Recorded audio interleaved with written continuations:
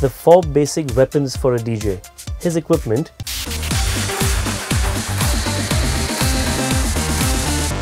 First is the speakers, these guys which you see over here. The second thing is your 2 CD players, now popularly called as digital turntables. If you don't like CD players, you can even get record players, turntables, vinyls. The third thing, your mixer, the equipment which connects both your CD players together. And fourth, one of the most important things is your music in the form of CDs or the pen drive. A very common question that people keep asking me, I've learned DJing at your institute and everything and I know what to do, but how am I going to afford the equipment now? Well, this whole concept and this myth about, the equipment being very expensive and I can't afford it and everything, not at all. Don't worry about it.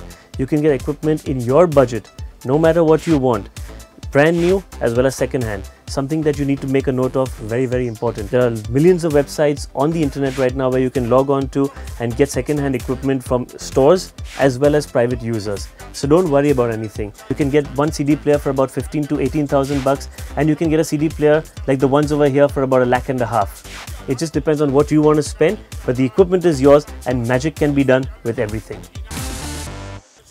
So I met this 18-year-old the other day and he comes up to me and tells me that I got this software and I learned what to do on it online, and I can do whatever it takes to become a good DJ and mix the music and all that jazz.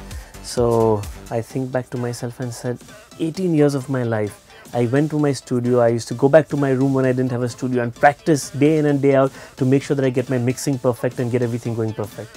So I invited him to my studio and I was amazed.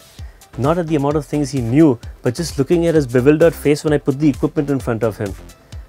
He saw the buttons, he saw the knobs, totally confused, did not know where to begin from. Well, the basic point I'm trying to make over here, that there are certain fundamentals of music and DJing that a person needs to know to become a DJ and to go pro. So, know your CD players, know your equipment. The software is all good, but this is the real thing.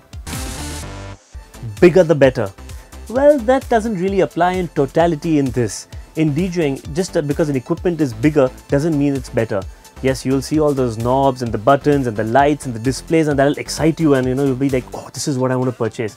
But I think when you're just beginning and you have a budget, don't try to go in for something fancy and overspend. Get something which is simple, which will help you mix beat to beat properly. One of the most important pieces of equipment which I forgot to mention before this is, yes, your ears. Most of the times when I have my students coming to do their practical sessions in the institute, they switch on the equipment and the volumes are on full blast and levels are clipping and things are going crazy. Their headphone levels are also so loud. And I just go back to them and say, these are your ears. You need to look after them. You can't just keep blowing them and bombarding them with those decibel levels. So whenever you're practicing and you're on your own and not in a nightclub where you really need to blow the volume, keep the volume under control, give your ears a rest, because these are the most important equipment, more important than any of the other stuff that you have.